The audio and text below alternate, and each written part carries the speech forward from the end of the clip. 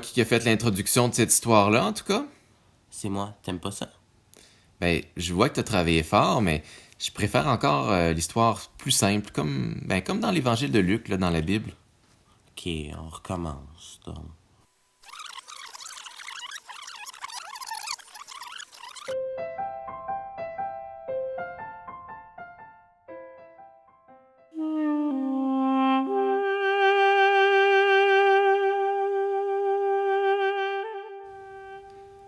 En ce temps-là, l'empereur Auguste donna l'ordre de recenser tous les habitants de l'Empire romain. Tout le monde allait se faire enregistrer, chacun dans sa ville d'origine.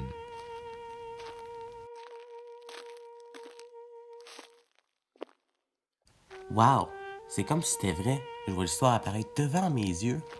Ben oui, ça s'est vraiment passé, cette histoire-là, mais en ce moment, ce sont des acteurs qu'on voit. De très bons acteurs, mais quand même. Ils sont vraiment bons. Bon, on continue.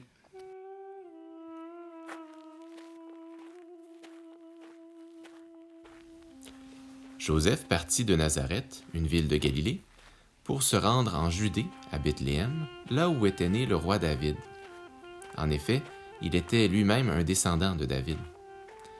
Il alla s'y faire enregistrer avec Marie, sa fiancée qui était alors enceinte.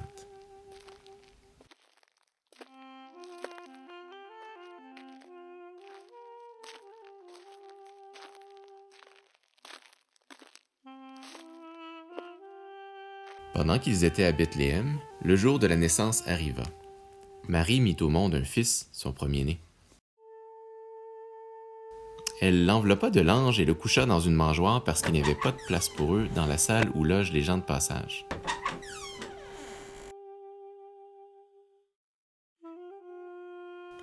Ok, je comprends, c'était comme à Gaspé, il n'y avait pas de place dans les hôtels, puis dans les campings, puis tout ça. Oui, c'est un peu comme ça, on pourrait dire ça, oui.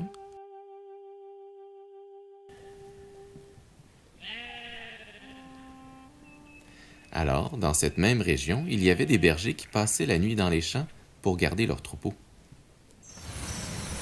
Un ange du Seigneur leur apparut, et la gloire du Seigneur les entoura de lumière. Ils eurent alors très peur. Mais l'ange du Seigneur leur dit, « N'ayez pas peur.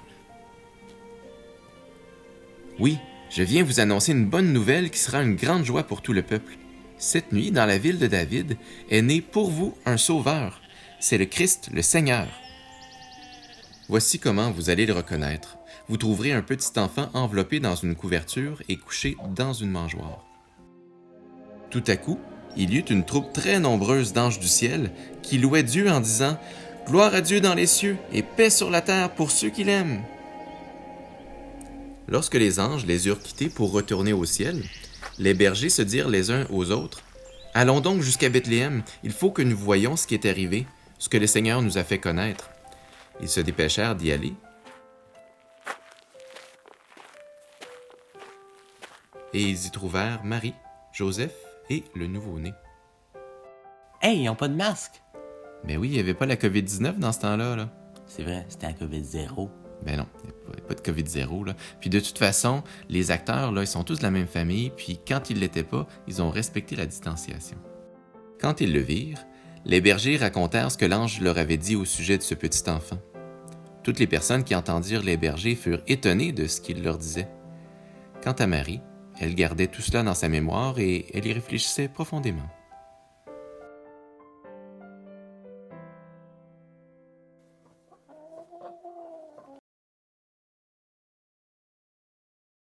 Quoi? L'histoire est déjà finie. Et les mages? J'aime bien les mages aussi. C'est vrai, moi aussi j'aime bien ça, mais c'est dans un autre livre de la Bible, dans l'Évangile de Matthieu. Est-ce qu'on pourrait lire cette histoire-là un tout petit peu? D'accord, on peut la lire.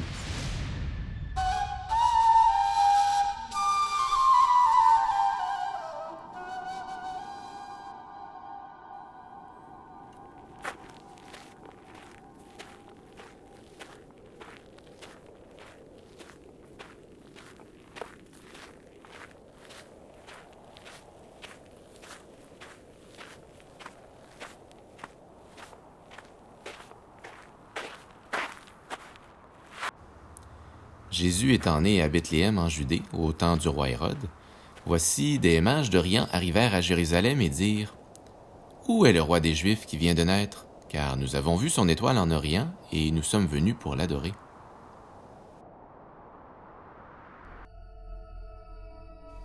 Le roi Hérode, ayant appris cela, fut troublé, et tout Jérusalem avec lui. Il assembla tous les principaux sacrificateurs et les scribes du peuple, et il s'informa d'eux où devait naître le Christ. Ils lui dirent: À Bethléem, en Judée, car voici ce qui a été écrit par le prophète. Et toi, Bethléem, terre de Juda, tu n'es certes pas la moindre entre les principales villes de Juda, car de toi sortira un chef qui paîtra Israël, mon peuple. Alors Hérode fit appeler en secret les mages et s'enquit soigneusement auprès d'eux depuis combien de temps l'étoile brillait.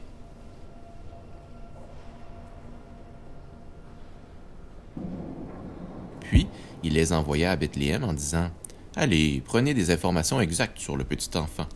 Quand vous l'aurez trouvé, faites-moi le savoir afin que j'aille aussi moi-même l'adorer.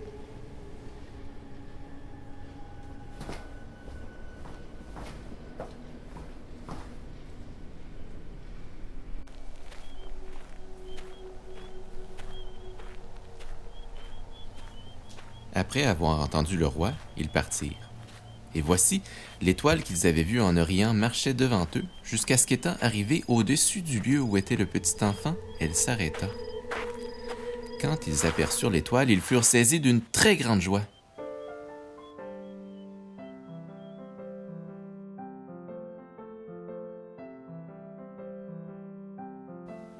Ils entrèrent dans la maison, virent le petit enfant avec Marie, sa mère, se prosternèrent et ils l'adorèrent.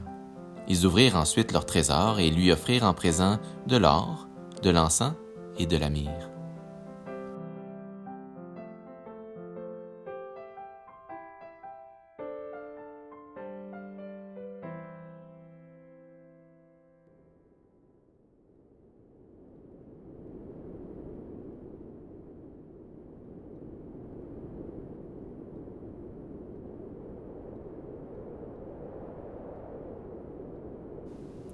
Puis, divinement avertis en songe de ne pas retourner vers Hérode, ils regagnèrent leur pays par un autre chemin.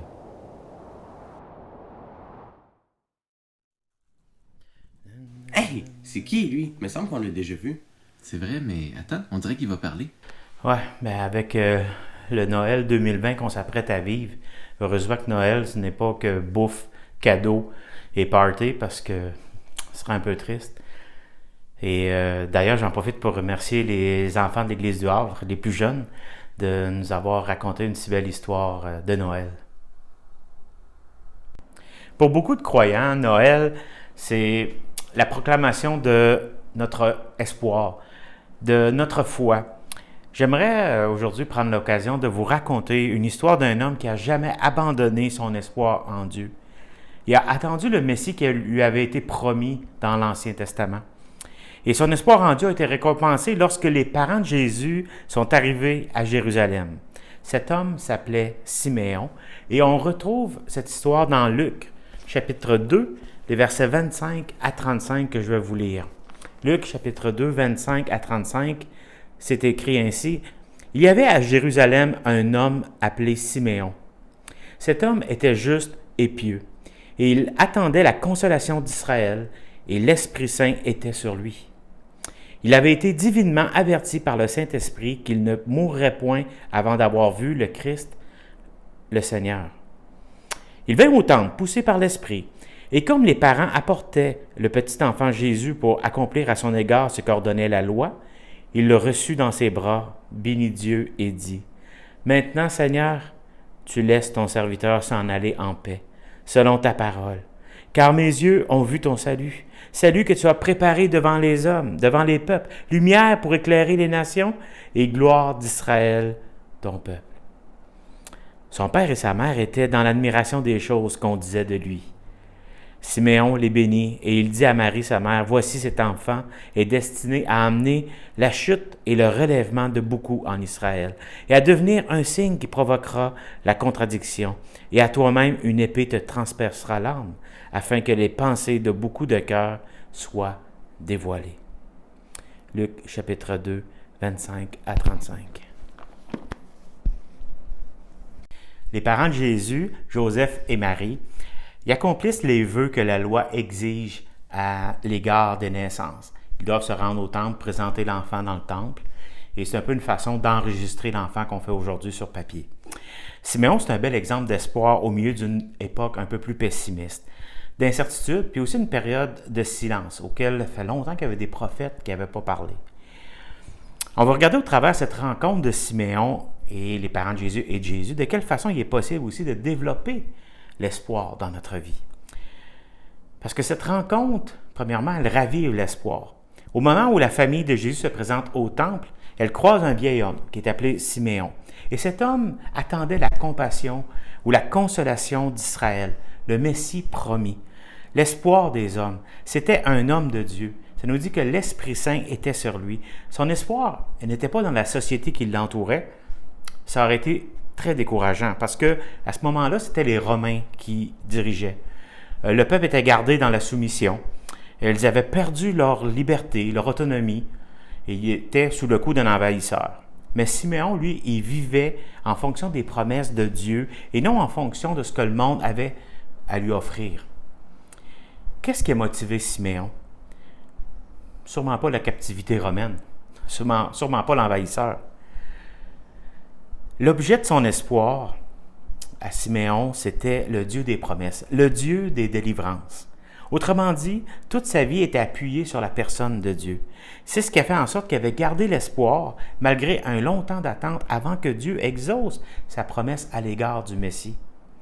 Pour avoir la même expérience ou espérance que Siméon, pour avoir la même vision, il faut s'appuyer sur Dieu, comme Siméon.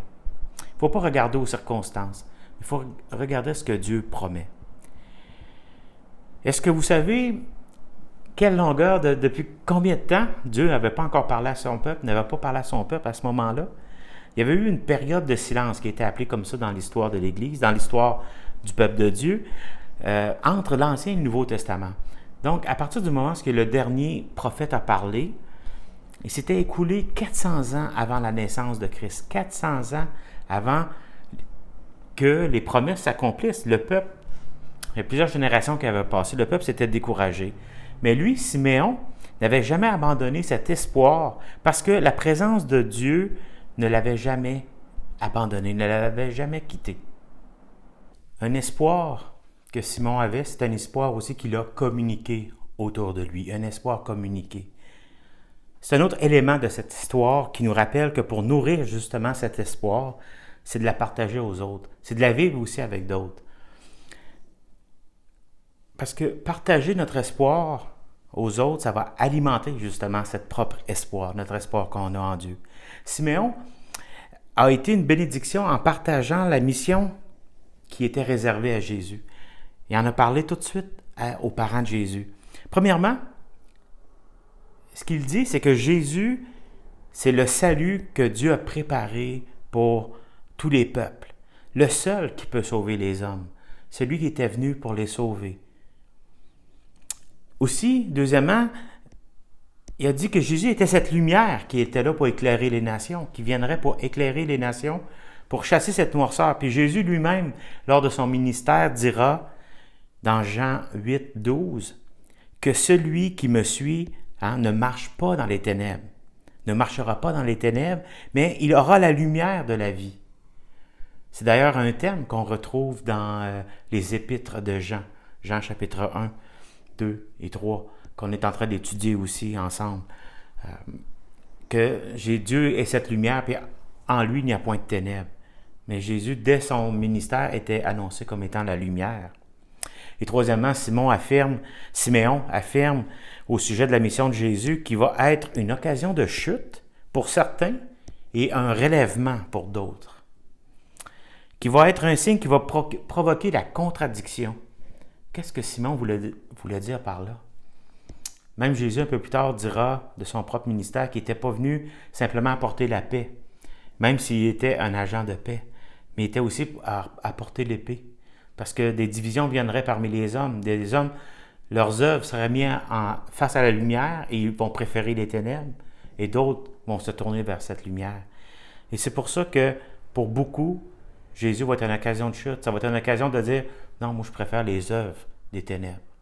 Mais pour d'autres, ça va être un sujet de se relever, de marcher, puis d'avancer dans la lumière parce que Jésus sera notre lumière. En conclusion de ce court temps, la naissance de Jésus, c'est une naissance d'espoir. C'est l'occasion pour toi aujourd'hui de te remplir d'espoir si tu es sans espoir. Si Noël 2020 est triste pour toi, mais c'est peut-être le temps de t'arrêter puis de réfléchir à qu'est-ce que le sens de Noël. Noël, c'est plus que les festivités, c'est plus que les cadeaux, c'est plus que les amis. Noël, c'est Dieu qui était incarné. C'est Dieu qui s'est incarné dans la personne de Jésus-Christ, dans la peau d'un enfant, qui est venu marcher sur cette terre et est venu nous apporter la lumière, être un espoir pour les nations. J'aimerais t'inviter à recevoir justement ce cadeau de Dieu, le Messie, Jésus-Christ. Que tu l'attendais ou pas, si tu as l'occasion d'écouter cette vidéo, c'est que peut-être Dieu veut te parler au travers de ceci. Ce que Jésus est venu accomplir, sa mission, c'est que c'est pour tous les hommes, pour toutes les époques, c'est pour toi aussi. Lorsque Jésus est mort sur la croix, les leaders religieux de son époque pensaient bien qu'il en avait fini avec lui. D'ailleurs, Satan croyait lui-même avoir eu la victoire sur Jésus au moment où Jésus était mis en croix. La réalité, c'est que la mort de Jésus sur la croix, avec sa résurrection, c'est le cri de la victoire de la vie sur la mort. C'est le cri de l'espoir pour tous les hommes qui en ont désespérément besoin. Peu importe ta condition, ton arrière-plan religieux, ce que Jésus t'offre aujourd'hui, c'est un espoir qui ne tarit jamais. Même en 2020, même dans un moment où nos fêtes, on ne les aurait pas organisées comme ça. Noël, on n'y aurait pas pensé comme ça. J'aurais jamais pensé être présentement, au moment où j'enregistre, seul devant une caméra, avec un trépied humain. Ma compagne qui m'accompagne, puis qui est là, mais qui tient. Je m'attendais à être devant une foule, devant un banquet, avec des numéros spéciaux, des chants, des enfants qui font... on a pu le faire en vidéo encore cette année. On est vraiment heureux d'avoir plus ce temps. Mais aujourd'hui, c'est peut-être justement, vu que vous êtes probablement soit seul à la maison, c'est prendre un temps pour réfléchir à qu'est-ce que Noël. C'est quoi Noël? C'est quoi l'espoir que Jésus est venu apporter? Puis en quoi vous mettez votre espoir? Je termine par un mot de prière et je vous souhaite de joyeux Noël. Père éternel, merci pour ce beau cadeau que tu nous offres, cet espoir que tu nous donnes dans la personne de Jésus, cette lumière qui est venue dans ce monde pour nous éclairer. Malheureusement, plusieurs ne l'ont pas reçu, plusieurs s'en sont détournés et ont préféré les ténèbres à la lumière. Merci qu'aujourd'hui, il n'est pas trop tard. Il n'est pas trop tard pour se tourner vers toi, pour regarder à toi, pour mettre notre espoir en toi. Merci pour ta vie, dans la personne de Jésus. Merci pour ton obéissance jusqu'à la mort. Merci pour ta vie qui a été donnée à la croix. Merci pour ta résurrection. Et merci qu'aujourd'hui, tu es auprès du Père et tu intercèdes auprès de nous. Qu'on puisse mettre notre foi dans ton œuvre, dans ta personne, dans toute cette espérance que tu veux nous apporter. Merci encore. Amen. Encore ce matin pour 2020, je vous souhaite de joyeuses fêtes, un joyeux Noël, puis que Dieu puisse être votre espoir.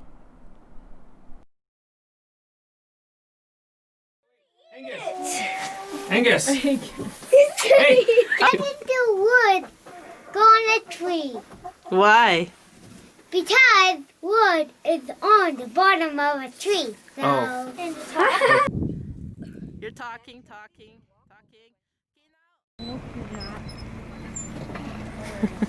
Hello. This is my fists.